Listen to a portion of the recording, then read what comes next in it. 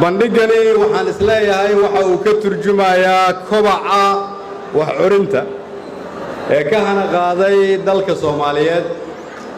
waxa uu ka turjumayaa dib u yegleelidda mustaqbalka iyo fahamka dawladnimo. taas waxaa gundhigu maantay in caruur yaryar oo Soomaaliyeed oo sheeko xariir loo akhrinayay bannaanka ay ugu soo dhaweeyeen. waxaa gundhigu markaan gudaha soo galay inay yaaleen intaasoo miis oo yaaleen buugaag kala duwan oo ay qoreen dhallinyaro Soomaaliyeed wiilal iyo gabdhaba. waxaa daliil u ah dadka hadda wax qora waxay u badan yihiin dad dhallinyaro ah, sidii gabadhii Ilaahay ha karaameeye halkan soo istaagtay oo ka timid Ceerigaabo si ay aniga ii guddoonsiiso hadiyad. waa ku mahadsan tahay ayaan ku leeyahay.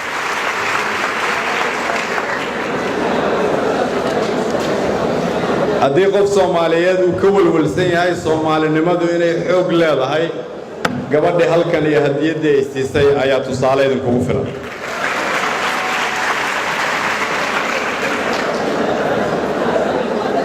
waxaa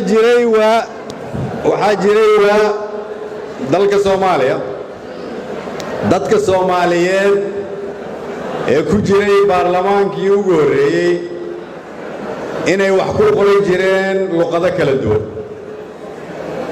qaar waxay wax ku qori jireen af Soomaali, qaarna af Carabi, qaar waxay wax ku qori jireen af Ingiriis, qaarna Carabi, qaarna Talyaani.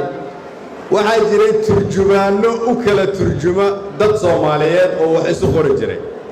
waxaad ka fikirtaan marka meesha idinku maanta aad joogtaan, waxaad joogtaan waqti aad qoraysaan luqad uu qori karo ama akhrin karo qof walba oo Soomaaliyeed oo barta meel walba oo Soomaaliya uu ka joogo dunida uu ka joogo. waa nimco Ilaahayna siiyey oo aan rabno inaan adkayno, oo aan rabno inaan sii xoojinno, oo aan rabno inaan sii dardargelino.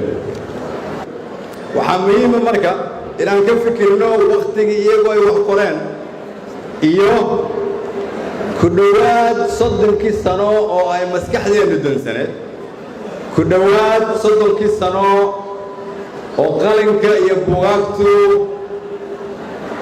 ay juuqda gabeen, ku dhowaad 30 sano oo qalinka iyo buugaagta inta meel la dhigay qoryo lagu beddelay.